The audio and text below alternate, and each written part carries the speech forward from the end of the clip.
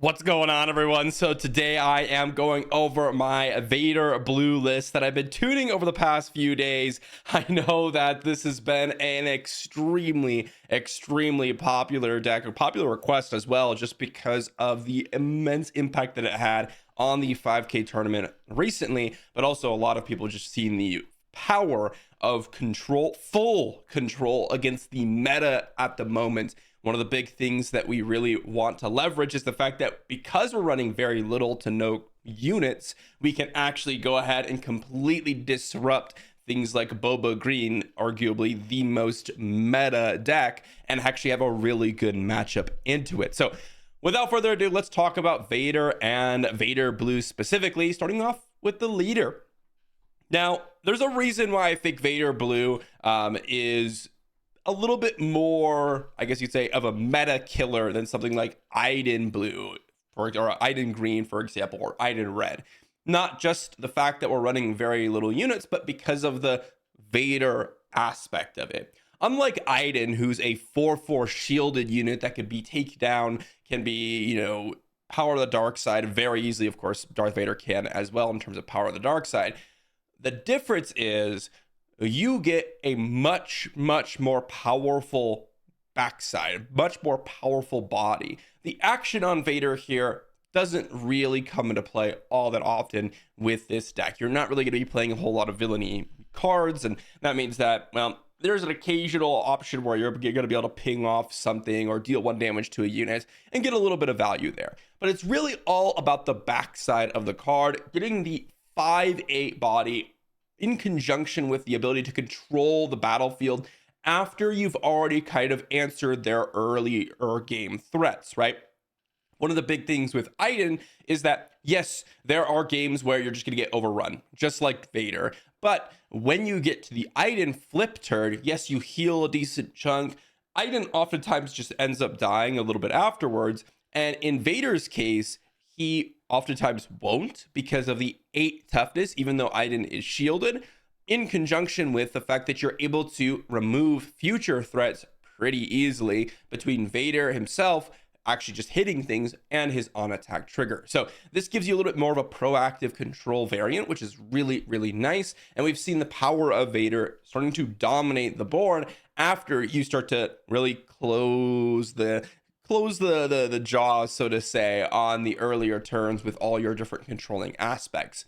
As such, we are running a 30 HP base because we do want that extra HP in order for us to survive until that Vader flip turn, but also because the security complex basically does nothing for this deck. You don't really have a lot of units to be putting that shield token on, although it would be in some cases useful. The 5 HP is exceptionally useful every single game. So Vader, arguably one of the reasons why the deck is so powerful. Let's dive into the events first rather than the ground units today, as that makes up the vast majority of our deck. So as you can see here, the events take up over half of our deck. We are really focused on just controlling the board, and we have basically one win condition. Either it's Vader or, well, if you include the leader in that, or just one other card in our deck that really finishes off the game for us. But in order to get to that point, we need to control the board and be able to live. So starting us off, we have 2 copies of Repair main deck. Now, this is something that I've added to my main deck simply because if you're in a situation like me, where a lot of your opponents and a lot of your players you're playing against have a more aggro-centric meta, Repair actually just comes in extremely handy. You also notice, as we're talking about the events, Repair is also here as a blue card. We want a really high concentration of blue cards in the deck, or vigilance cards, in order for us to benefit from one other card. One of the only ground units we're playing, as we'll talk about later, but Repair, because it's so cheap, you could oftentimes go ahead and play this the same turn you're playing another removal spell, such as Force Choke or Open Fire, which we have 3 copies of. This is just a way to get us to that Vader turn, and we have inevitability. We have ways to, 2 for 1 or 3 for 1 our opponent, or just get down Vader and really annihilate their board. And so losing a card to heal a little bit is totally fine. As I said, 3 copies of Force Choke. Them drawing a card is totally fine. We just want to get some of the earlier plays killed so we can get to the later parts of the game. There's often times where turn one, if they have initiative, they play like a Battlefield Marine, I'm just forced choking it immediately in order for me to, get that threat off the board, or maybe do something else in terms of other removal options. On turn 2, we have 3 copies of Open Fire, which is one of those options, as I mentioned. 4 damage to a unit, kills things like Battlefield Marine, kills things like Sabine Wren, things like that. It's just really, really solid of a removal spell. 2 copies of I Am Your Father. Very often, this is going to be a draw 3 cards against any sort of aggro or tempo matchup, although you oftentimes aren't using this until a little bit later in the game. And in that point, they're in some cases not going to want you to draw 3 cards. So this is just a 7 damage removal spell. And so depending on where you're using it in the game will give you the option to either draw cards or to deal damage. And you can generally, if you are someone who has played a lot of Star Wars Unlimited, kind of figure out based on the matchup what mode that your opponent is going to choose. Obviously, if you're playing this on turn 2 against Sabine Wren and they've played, whatever it is, like an Echo Base Defender, they're going to allow you to draw 3 cards. They're not going to let you kill their unit, as that's one of the only ways they can actually win the game. If you're playing this against maybe a more controlling deck and you're trying to kill, I don't know, their Viper Probe Droid with your I Am Your Father, they're probably going to let you kill their Viper Probe Droid because they also don't want you to draw multiple cards into the later portions of the game. 3 copies of Make an Opening. This is particularly good against things like Crafty Smuggler, things like Viper Probe Droid, and that type of situation where you're able to kill a unit and heal up. Oftentimes, this is also a really, really good answer against the more aggro matchup after they've, maybe done a little bit of damage to your base, because you can heal up, which is really, really nice. Also synergizes very well with Vader's on attack trigger, as this turns, that on attack plus Make an Opening into essentially 4 damage to a unit. That's really, really powerful. 3 copies of Power of the Dark Side. This is a very powerful removal spell, and oftentimes is a removal spell that you may want to consider saving into the middling/later portions of the game. Well, yes, in a lot of matchups, you're just going to use this on turn 2 to kill whatever turn 1 play they played. This can kill leaders if it's the only unit that they have on the battlefield. And so you want to play this or save this in some cases, to kill off an item or an opponent Darth Vader, because they won't have a lot of units to power the dark side away. This could be really powerful. 1 copy of Search Your Feelings. This is another addition that I've added just because there are a lot of matchups where a key card such as Vigilance or Super Laser Blast is going to be extremely important in the later portions of the game. You basically always resource this, and this is one of the things about Star Wars Unlimited that is so important to understand. You have basically very little opportunity cost when it comes to playing some of these one-of cards in your deck, because you can always just resource them. This is a card that you're going to resource until you've reached the portion of the game where you're in the late portions of the game, and you may want to search for either your win condition, you might want to search for a specific answer, maybe they've top decked something that you cannot answer at the current moment, or where you just absolutely need a Super Laser Blast. Like, you are going to lose unless you Super Laser Blast or Bombing Run, which we have 1 copy, and you need it now. And therefore, using a takedown is just not good enough. You need whatever that big haymaker is. That's where Search Your Feeling comes in. 3 copies of Takedown, one of the best, if not the best, vigilance removal spell in the entire game. It can kill leaders, as I've mentioned. Things like Iden just get defeated. Things like Sabine Flip gets defeated. This is a really, really nice answer to Sabine on turn 3. When they go ahead and flip it, you can just take down it, which is really, really massive. Also kills things like Chirrut, which is not necessarily a meta deck, but like a tier 1 meta deck, but definitely a strong one. And if they start to suit up their Chirrut, this is a way that you can just prevent all of that, although we have other answers as well. 2 copies of Vanquish. This really helps against the more controlling decks, especially killing things like their own Avenger, their reinforcement walkers and stuff like that is really, really nice. But it's just good against, Guerrilla Attack Pod, for example, or whatever they have. 1 copy of Bombing Run as another earlier game Wrath. Again, if you are in a meta which doesn't have a lot of aggro matchups, then perhaps Repair and Bombing Run can be relegated to the sideboard. But for me, I've found that having a copy of Bombing Run and a couple copies of Repair really help me against the more aggro-centric decks, and also helps you against things like tempo that you just don't get tempoed out of the game as much, although we already have a really good matchup against tempo, because the point of tempo is to prevent you from enacting your game plan, which we really can't be prevented, right? We are going to play our resources, and we are going to go ahead and play our events, which they really can't disrupt all that much. 3 copies of Vigilance. This is essentially a 6-costed card, as it is in the 6-costed area, because we do not have a double Vigilance aspect. However, do not mistake this as anything else than essentially a kill small unit and heal. Almost never are you going to be using the discard 6 cards from your opponent's deck. There are in some cases when that comes up against the control mirror, against like the Vader mirror, and you've answered their Avenger, they've answered your Avenger, and you're just sitting back. And then in that case, maybe Vigilance comes into play. But one of the things that people oftentimes say is like, maybe I, discard 6 card from my opponent's deck, and then I hit one of their more important cards. It's also the opposite is true, which is maybe you discard 6 cards that aren't good in the matchup, and then you're bringing them closer to their haymaker. You never know what you're going to be discarding, so it's almost never correct to play that mode unless you're in a control mirror. And so just use this as a healing / defeating a unit. There are some cases where I've given a shield token to my Darth Vader, and that can be somewhat useful, especially in matchups where they don't really have an answer besides units to their Darth Vader. For example, if you're fighting against Boba and you're like, okay, give a shield token to Darth Vader, well, they're oftentimes not going to keep like no good to me dead or things like that in the matchup, because it's pretty bad against our non-creatures. And so one of the only ways they have to kill Darth Vader is like surprise strike or just killing it with a unit, and that can be somewhat useful.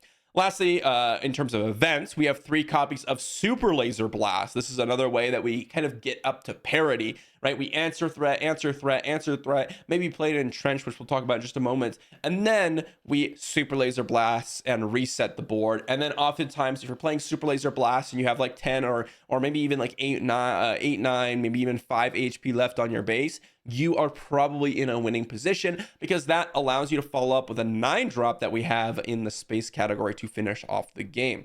Lastly, we have 3 copies of Entrenched, and well, this is the only upgrade that we're playing in the main deck, but it is, and we put off to the side here, one of the most important cards that people do not know how to play around. And I'm sure that people are going to get a little bit better, but this is extremely important. This is a removal spell. Attached unit cannot attack bases is extremely important, as this card can be played on leaders. This is something that a lot of people just kind of run straight into. I've seen so many matchups or matches, especially when you're watching the 5K, where someone would sit back on 2 resources with the Entrenched in hand, and they'd be like, pass. And then your opponent attacks, and then they say pass. And then they're like, okay, I guess I'll deploy my leader because it's the only thing I have to do in that turn remaining. And then they just played Entrenched, and you're like, okay, well, now my leader does literally nothing. And then they followed up with a Super Laser Blast, and then even if you wanted to attack, let's say, their Vader, which they could deploy, it doesn't even apply because it's just going to defeat all units. If you're playing against Entrenched, and I know this is about Vader Blue, but if you're playing against Entrenched, don't just run out your units into Entrenched a lot of the times. It's very, very obvious, I would say, to see an Entrenched on your side of the battlefield. You don't always want to just keep passing with 2 resources up to try to get their units, because that will allow them to potentially, go ahead and take initiative and, maybe get in for even more damage. There are some cases where, yes, it's going to be extremely important to play it on their Boba Fett leader, or to play it on their Luke Skywalker leader, or to play it on their Darth Vader leader, right? All of those things are extremely high value.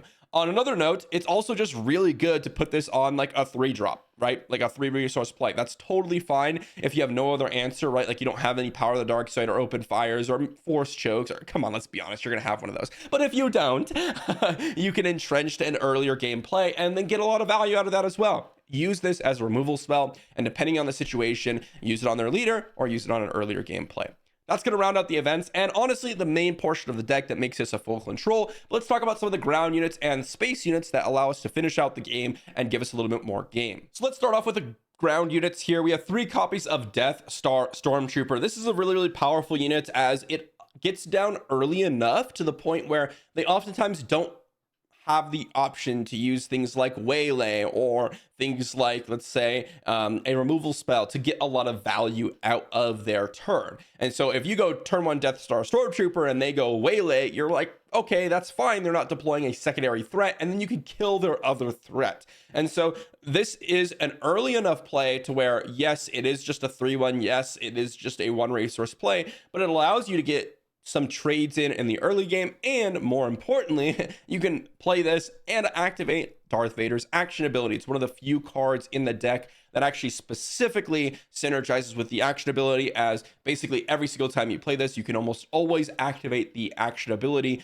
in those cases. 3 copies of Lieutenant Childston, and as I mentioned, we have a concentration of blue cards. There's actually not that many red cards in the deck. There is a total of, including the dark side cards, what are the villainy cards, there's 8 here, 9 plus Palpatine, that's 11, plus Death Star Stormtrooper, that's 14. That is 14 of the 50 cards in the main deck that are red, which means that there are a lot of cases where you are going to play this Lieutenant Childston. It is going to be a 5/5 Sentinel on turn 3, and this is really, really important.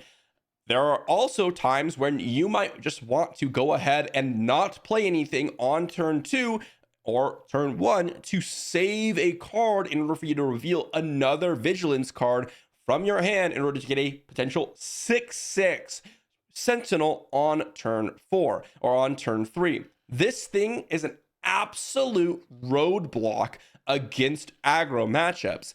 If you are playing this and you're fighting against Sabine, or if you're fighting against Leia Red, they are just going to most likely lose the game. They have no answer to it, with the exception of heroic sacrificing their unit, which trades not only 1 resource and one of their units on the battlefield into Lieutenant Childston, but also buys you time. It's always extremely powerful in that matchup. The matchup that I think is a little bit more, maybe you might want to consider, what's going to happen is the Boba Green. In some cases, they could just waylay this back and then they get a nice little tempo, which again, they can, use their action ability from Boba and maybe play a secondary thing afterwards. But it's also still pretty powerful against Boba, as if you just continuously play this Lieutenant Childston over and over again, eventually they're not going to have a waylay and they do have to deal with it. So something to consider, especially when this is just an absolute beast of a Sentinel.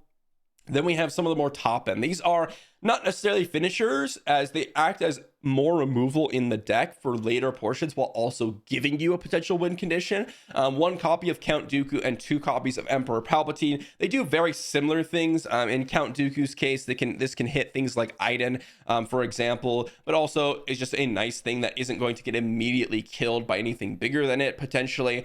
2 copies of Emperor Palpatine gives you a little bit more versatility, as you could divide that damage as you see fit, and you can always get the damage out as in some cases Count Dooku can't hit what you need to hit, and therefore Emperor Palpatine gets a little bit more valuable, but Count Dooku comes down a turn earlier, which can be relevant in some cases. But these two, again, kind of just act as additional removal spells in the deck rather than win conditions, because our main win condition is in the space arena. So talking about space arena here, we have 3 copies of Inferno 4. Now, this is another option that you could potentially play on turn 2 and use the Darth Vader action in order for you to get a little bit of extra value. But there's oftentimes just where you're just going to play this on turn 1 and then smooth out your draws, right? It just gives you another option to get you a little bit of, resources spent in the early game. If you, let's say, want to go ahead and not use a removal spell on turn 1, or maybe you have the initiative, right? Playing an Inferno 4, then playing something, and then you taking initiative is a lot better than just taking initiative and not spending your turn 1 resources and then playing a removal spell on turn 2, or passing and then they play a unit and then you play your removal spell and then they take initiative. You'd much rather have initiative in this deck, because you could always pass it off to the next opponent, and then of course if they take initiative and nothing happens that turn, that's always advantage you. And so having a couple of options to play on turn 1 is nice, and Inferno 4 is one of the best. Our next space unit is a full 3 copies of the System Patrol Craft. This just gives us a lot of game in the space arena against the more aggro decks, because a lot of their things match up very poorly against a System Patrol Craft. Either it takes 2 turns to trade into this thing and they're going to trade 1 for 1, or it just outclasses their whatever they've got. Let's say they play an A-Wing. Well, System Patrol Craft just kills it. Or if they attack into it, it just kills it. If they have like a red 3, again, just kills it. If they have like a red 3 plus an A-Wing, well, yeah, you're trading 1 for 1. So System Patrol Craft just sizes really well against a lot of the earlier game space plays. And even if they're playing something on 4, like an Imperial Interceptor, for example, that still doesn't even trade down. It just trades 1 for 1. They do 3 damage to it and they attack into it, which is really, really nice. And lastly, this is the most important card in the deck, in my opinion, Avenger. I know we were talking about the removal spells. We talked about Super Laser Blast and Entrenched. These are some of the most important events in our deck. And I don't know if I mentioned like one of the most important cards, Entrenched. These things are very, very important for sure. You need to get to Avenger.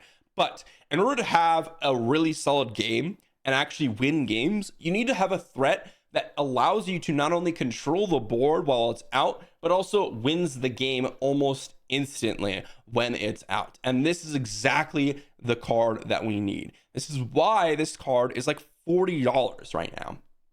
Avenger allows you to play it, have an 8/8 in space, so very tough to deal with. One of the only ways that they can deal with it is that they're playing more vigilant style cards, right? Because they'll have like Vanquish or Super Laser Blast. But if they're trying to use things like Surprise Strike to kill this thing, that's almost never going to work because it kills something when it comes down, it kills something on attack, and then not to mention you have your resources up after you play this thing on the following turn to use your other removal spells to clear the way for Avenger potentially. So this is just an absolute nightmare, and against the more mid-rangey or control decks, this is what kind of just annihilates their threats and then gets you a threat. Unless they're playing Vigilance Blue or Vigilance Villainy, they're not really going to have a way to combat your late game. Like if they're trying to play Reinforcement Walkers in their, like, I don't know, some sort of heroism control deck or like Luke Green or whatever, you're just going to outclass them with Avenger. It is a nightmare for your opponents to deal with. If you wanted to play this deck and not run Avenger, because it's one of the most expensive cards in the entire deck, that in conjunction with Super Laser Blast and Vigilance make up basically 90% of the deck's cost.